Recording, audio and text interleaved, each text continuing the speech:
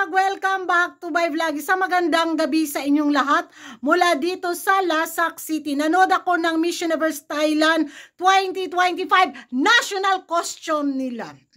Pero bago yan mga karag-karag, ihirit ko lang to dahil deserve nyo talagang i-update ko din kayo sa ating chismisan, marites, with cause na pa-eksena galore dito sa aking YouTube channel. At dahil may mga naghandog nga ng tulong kay Tatay Silino, of course, kailangan ko ding ipakita sa inyo na naibigay ko talaga yung tulong na binigay at pinadala sa akin. So, ihirit ko lang tong video na to para makita ng na mga sender bitaw. So, ito yung nangyari kanina sa ganap ko dito sa Lasak City.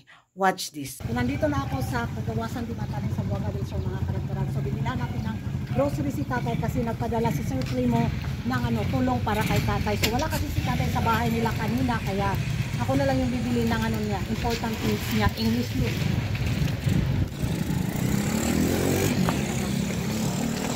Jack basket. Madam. So, naman ito. Oh.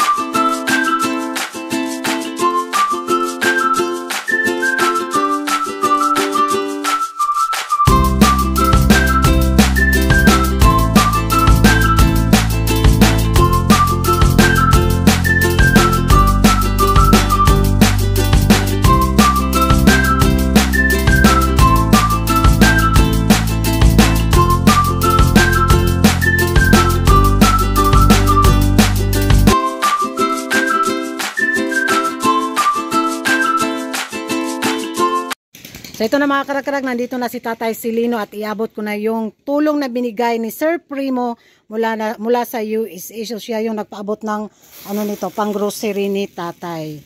So naratay, hinatag ni Juan, Sir Primo. Na kay tabako. Wow, ha? So nakakagipalitan ta kag bulad. Ay, kalamay, kape.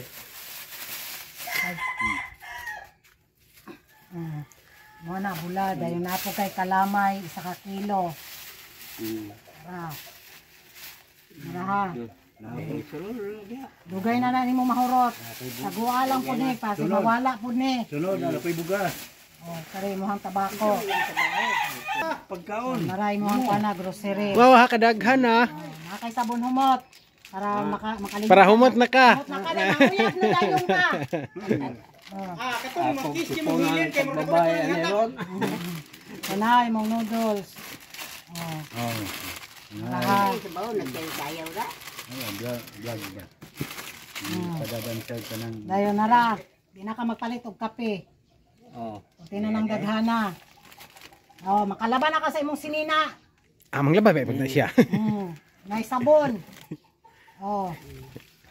Napay biskwit, napay pinapa. Oh, pare sa imong kape. Kalami. Dayon na, di na ka magkuano na nakay posporo, di lang ng lighter kay delikado. Napay pinapa. Oh, tinapa nimo. Suda nimo. Nara, balik na kog sunod. So hinatag ni Sir Primo ha. So yan ang Pinoy? mga Pinoy? karagkarag. So yan ang mga karagkarag, ito na yung mga grocery ni Tatay na binigay ni Sir Primo. So Salamat. Naghatag ka og premyo rin ako. So yan ang mga karagkarag, napanood na ninyo ang Maritisan with Cause natin dito sa YouTube channel ko. At balik na tayo sa Chismisan Galore sa mundo ng beauty pageant. At eto na nga. Nanood ako kanina sa kanilang pagganap pa-eksena doon sa MUT 2025 na kung saan nadilat at gulat talaga yung mga kalimutaw sa mata ko ba. Nung makita ko bitaw yung pa-stage ng Miss Universe Thailand 2025 national costume, iba talaga si Uncle, no? Grabe good si Uncle. Pagdating sa production, dito talaga ako nakakabilib sa kanya. Ne-level up, hinay talaga yan, yung expectation ng mga fans na, of course, Miss Grand International, yan ha? Pagdating sa production, alam natin kung gaano kagaling si Uncle sa mga pa-eksena na ganyan. Dito sa ginawa niya sa pa-national costume ng Miss Universe Thailand 2025, grabe, I have a goosebump here. Yun yung naging eksena ko. Ang ganda, ang linis, ang kintab, yung pailaw, hindi masakit sa mata talagang. Wow! Kudos kay Nawat. Grabe. Wala akong masabi. Excited ako sa paparating na Miss Universe 2025 kung anong pasabog yung gagawin niya sa production ng Miss Universe 2025 sa Thailand. Dahil dito nga sa kanyang unang taon sa paghawak sa prangkisa sa Miss Universe Thailand organization ay iba. Di ba? Hindi niya binigo yung mga chismoso at mga chismosang fans na nakaabang na baka iputso-putso niya yung paghawak niya sa immunity organization. But level up, tinalo talaga si Marinti si Tomas pagdating sa production, sa staging, sa lighting, everything. Pagdating sa production, wala. Nawat is nawat talaga. Yun yung magiging reaction ko, mga karag-karag. At habang nanood nga ako sa mga pa-national costume na mga kandidata sa Miss Universe Thailand 2025, ang masabi ko lang, kalmado sila sa taon na to. Yung may mga ibang kandidatang umangat para sa akin, pero yung mga pa-national costume nila, very calm lang sila. Wala bitaw yung mga extravaganza na maloka ka. Iba din yung eksena sa Miss Grand International National Costume. Dito parang kinalmahan din ng may patima yata si Uncle. Kasi hindi ko naiintindihan yung ng host. Kasi talaga sila, Chinese language talaga sila, mga karag-karag. Walay nga. So, yun yung magiging reaction ko lang. Ewan ko sa inyo kung nakimaritis din ba kayo sa mga kaganapan ng ating kapitbahay sa kanilang papageant doon.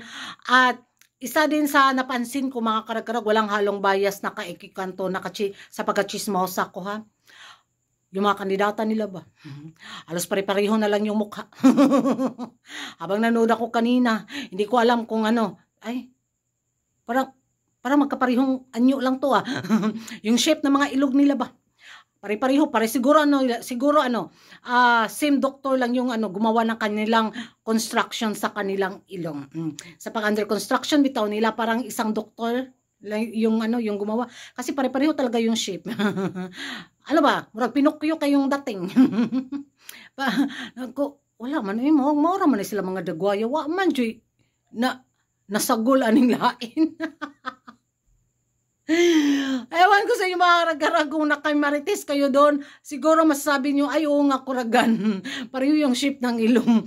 Puro na Pinocchio. Salbahis ko eh. Ay, ewan ko kung magingay na lang tayo sa comment section at kung hindi ka pa nakapag-subscribe sa YouTube channel ko, don't forget to like and subscribe ko Ragan Karag. And thank you for watching. Thank you sa inyong suporta sa ating Maritisan with Cause para sa mga aso at katatay silino. So, and don't forget to like and subscribe ko Ragan Karag and hit the notification bell para updated kayo sa mga latest kaganapan at late na intriga sa mundo ng beauty pageant. And good night everyone. Bye-bye.